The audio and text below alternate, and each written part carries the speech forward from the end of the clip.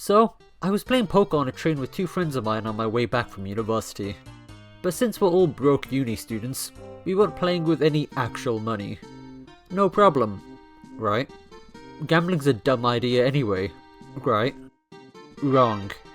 You see, as we were playing poker, we encountered an issue.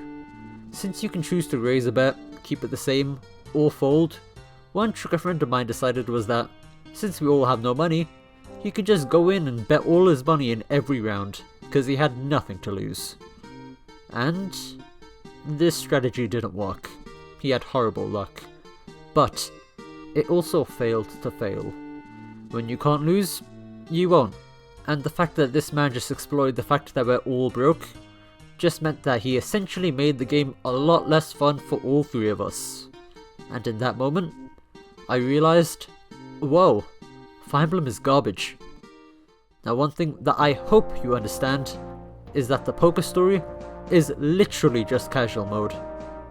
The story is not made up since it's based on something that actually happened to me in real life, but it still applies to Fire Emblem almost perfectly. It doesn't matter the game. When you lose the ability to actually lose, you're no longer playing a video game, and you are instead playing a playable cutscene. Well, you may argue that other games don't have a permadeath system, and they don't suffer as a result. And, well, yeah, they don't suffer, because the game was built with that system in mind. Now you see Fire Emblem? It's fundamentally a game about death. Not being able to die isn't the issue, it's the fact that Fire Emblem is a series where you're meant to die. Kaga said so himself. So every time you use rewind or casual mode, just know that Kaga wakes up with back pain the next morning. Casual mode as a concept goes against what Fire Emblem is at its core. It erases the punishment for bad play, and instead lets you turn your brain off like any other grid-based RPG.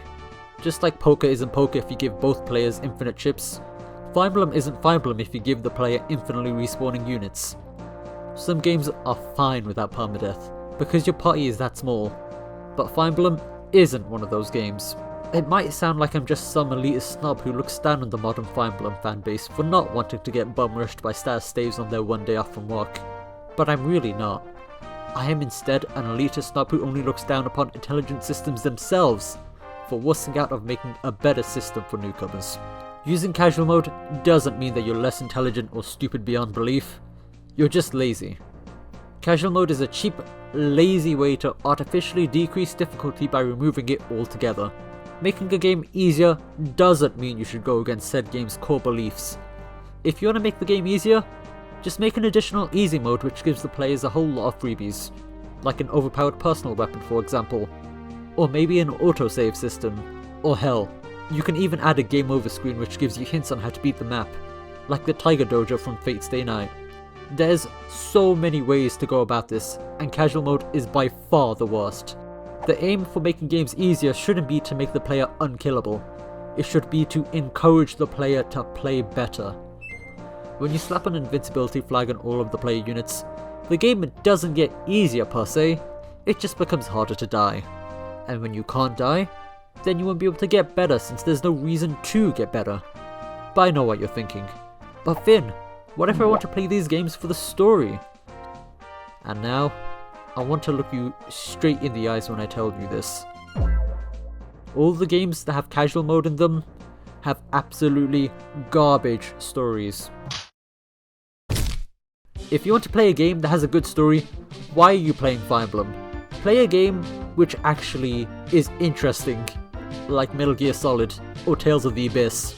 Heck, go read a freaking visual novel. Even if you want to stick to the genre of Fire Emblem, the games with the best stories, in my opinion, don't even have a casual mode. My favourite story from a Fire Emblem-like game has to be Berwick Saga. And that game doesn't even have a square-based grid system, it has hexagons. You don't play Fire Emblem for the story. And if you do, I just feel sorry for you. But with all that said and done, I hate casual mode, and I'll see you later.